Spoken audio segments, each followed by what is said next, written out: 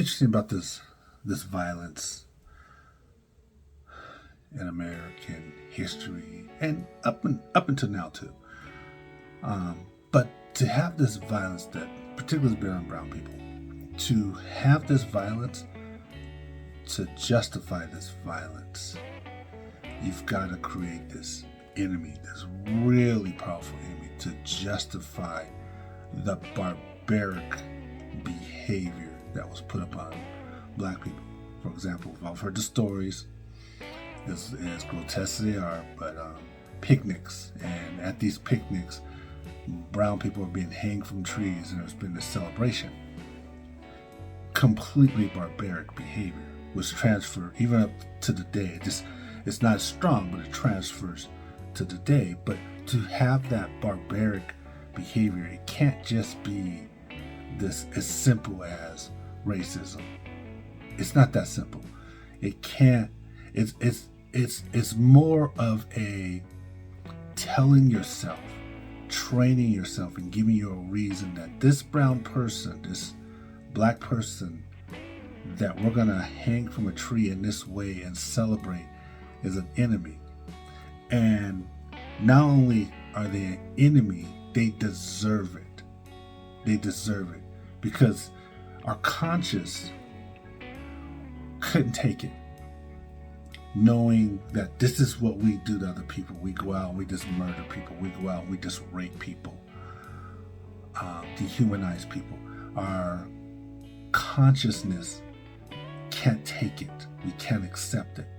But how we can make our consciousness accept it, take it, deal with it, is that we gotta make that brown person an enemy. And we may not even realize that we're taking this approach, but we gotta make that brown person an enemy, a big enough enemy to justify what I'm going to do to this person. I'm going to hang this person from a tree. I don't know if they're guilty or innocent, but they're an enemy. In my mind, they're enemy. I gave myself a reason to do it, and I'm going to do it. And not only did I give myself a reason to do it, I spoke it out loud. And when I spoke it out loud, someone else who looks like me listened to me, accepted it, and joined in. So you, in that time period, where it was the 40s, the 50s, even the 60s, and of course well before then, there was a number of people in society that bought into this idea of how dangerous black people were, and that they were the enemy of us, the enemy of our state, the enemy of our school systems, the enemy of our children, whatever it was. And they were so dangerous to us and so much of an enemy to us, we had to deal with them in this barbaric way.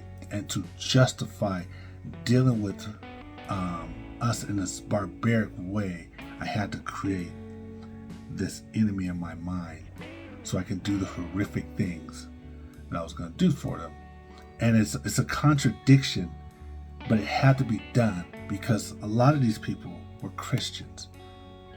They talked about the Bible, they believed in the Bible, they went to churches, they talked about how good they were. But they had to teach each other that this was the enemy. You know, they're not going against Christianity, they're not going against God, because this person, this brown person, these brown people are the enemy, and they deserve what they get. And they even went a step further, which is they convinced themselves that this is what God wanted.